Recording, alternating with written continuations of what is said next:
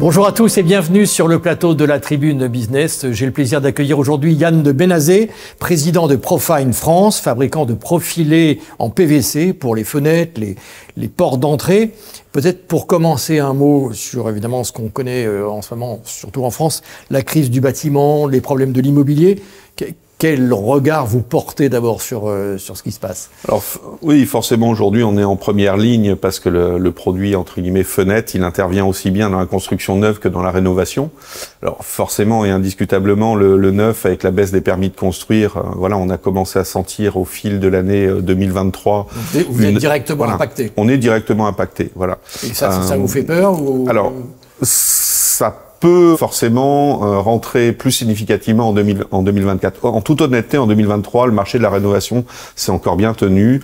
Le marché du neuf, entre les portefeuilles clients déjà acquis, la baisse, est-ce qu'elle a été à 5%, est-ce qu'elle a été à 7%? Elle a été dans un seuil, dans nos métiers, entre guillemets, qui ont été acceptables et gérables par les entreprises. Voilà. Alors, il y a des défis aujourd'hui qui sont très très forts, qui sont dans l'actualité, les économies d'énergie et environnementales. Vous êtes, acteur de tout ça, vous êtes la réponse ou une réponse en fait? Alors, on est une des réponses, essentielles et principales parce que ce qu'on appelle le clos couvert, si on ne ferme pas un bâtiment, si on ne l'isole pas, forcément, voilà, ça devient ce qu'on appelle cette fameuse passoire thermique.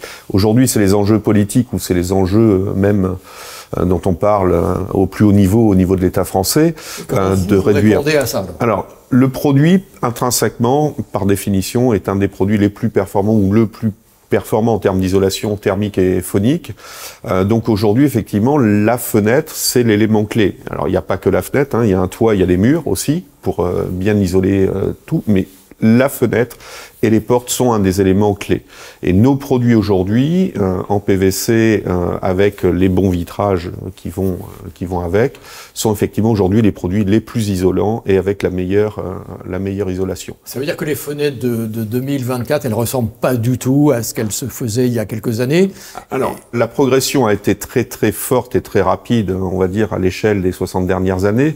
L'accélération, c'est surtout tout fait, en fait, on va dire, en gros, depuis les années 90, et la réglementation thermique. C'est-à-dire, il faut pas oublier aussi qu'on rentre dans un règle du jeu. Il y a eu la fameuse RT 2000, la RT 2012, la 2020. Voilà. Il y a beaucoup de normes ou de règles, avec des avantages et des inconvénients. Dans les avantages, c'est que ça fait progresser la qualité des produits du bâtiment. Vous êtes obligé d'innover. Et oui. On a forcément été obligé de faire évoluer les produits de manière très significative tout au long de ces réglementations thermiques. Et par rapport je dirais, aux normes à venir, enfin qui existent déjà aujourd'hui, vous mentionnez les fameuses passoires thermiques interdites à la location, par exemple, l'année prochaine, c'est demain. C'est demain, ce qu'on appelle les logements classés G. Vous allez pouvoir vous adapter. Et est-ce que ce calendrier, à vos yeux, sera tenu? Techniquement, ou bien entendu en termes de solution, il est entendable. La grosse difficulté qu'on va avoir, il ne faut pas se leurrer, ça va être le sujet financier, bien entendu, en fonction de la nature des propriétaires et de leur capacité. Alors, aujourd'hui, la France, c'est 75% de la rénovation. Et si on parle des passoires thermiques, c'est entre guillemets uniquement de la rénovation déjà. Donc, il faudra un moment trancher, malheureusement, probablement, certaines fois, entre de la destruction et de la rénovation. Vous privilégiez quoi? Ça dépend. Alors aujourd'hui, on sait tout faire en rénovation, du bâtiment ancien, du bâtiment moins ancien et du bâtiment récent. Qu'est-ce qui coûte le moins cher? Alors c'est ça aujourd'hui cette limite, c'est que si vous rentrez effectivement sur un monument historique, on va pas se voiler la face. Sur un monument historique, vous allez rentrer dans des coûts, entre guillemets, pour arriver à retraiter. Parce qu'il y a le critère de l'esthétique qui compte, évidemment. Oui, on a les règles des architectes des bâtiments de France, alors, on s'adapte, la couleur, la masse, la dimension du produit, l'esthétique, une teinte bois, enfin, on sait tout faire maintenant. Mais tout ça a un prix. Voilà. Mais tout ça, effectivement, a un prix. Et surtout, après, il faut pas qu'on se voile la face. On ne fera pas le château de Chenonceau, vous n'allez pas réenvelopper par une isolation extérieure le château de Chenonceau. Donc, il y a un moment, il faudra faire des choix politiques. Est-ce que le PVC est vraiment recyclable? Je sais que vous mettez ça en avant. Sans langue de bois. C'est totalement sans, recyclable. Oui, alors oui, sans langue de bois, c'est un produit qui justement permet d'être recyclé sans traitement chimique, sans traitement lourd en termes de température. Si je prends l'image, si j'autorise un enfant à casser un jeu qui serait mon bout de profilé PVC, il me le ramène sur ma ligne d'extrusion, je le remets dans ma ligne d'extrusion, je vais refaire une fenêtre PVC qui aura la même qualité, la même durabilité, la même performance que l'ancienne fenêtre. Donc ça veut dire collecte, voilà. Recyclage, réemploi. Réemploi. Voilà, on est vraiment dans le réemploi de la matière, pur et simple. Et comme dit, voilà, il n'y a pas de traitement, on ne repasse pas, entre guillemets, par des étapes intermédiaires lourdes. Voilà. Alors, néanmoins, il y a ce sujet de la collecte. Hein. Et malheureusement, en France, aujourd'hui, pour l'instant, voilà, il y avait encore beaucoup de choses, comme vous le savez, qui partaient à l'enfouissement ou qui partaient en décharge.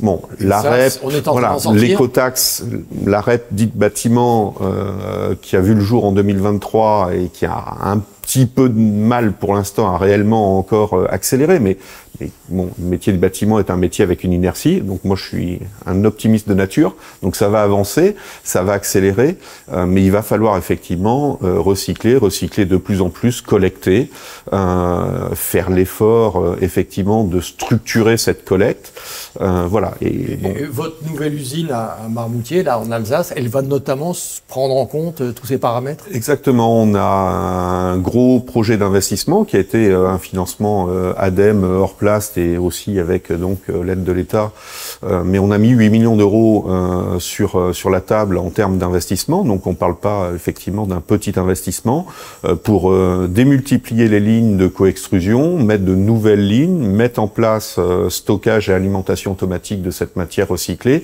Voilà, on faisait ça depuis des années, mais depuis des années on le faisait à petite échelle, dans une proportion relativement réduite.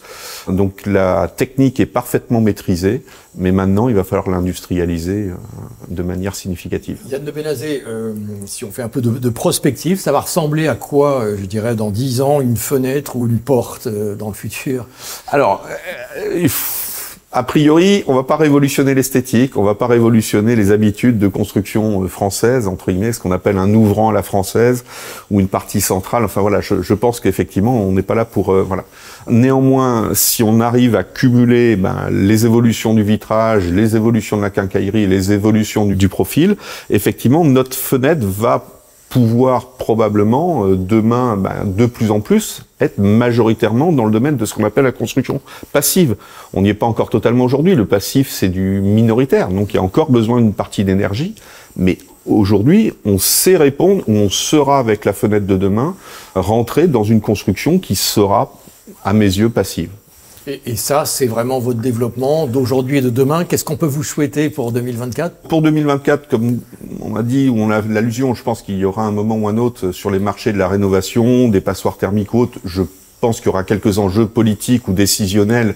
Il faudra redonner un indicateur plus positif et d'encouragement d'une manière ou d'une autre. Donc vous attendez un signal politique là. Il y aura un signal politique en clair. Je pense que le politique n'acceptera pas une baisse du bâtiment significative. Voilà. Et pour nous, l'enjeu, effectivement, c'est les 20, 25, 30 ans, effectivement, d'aller vers cette construction passive. Ça ne se fera pas en 2 ans, 3 ans, 5 ans. On est dans des cycles longs. Merci beaucoup Yann de Benazé d'être venu nous voir aujourd'hui sur le plateau de la Tribune Business. Je rappelle que vous êtes le président de Profine France, fabricant de profilés en PVC pour les fenêtres, portes d'entrée, mais pas seulement. Très bonne journée à vous. Merci beaucoup.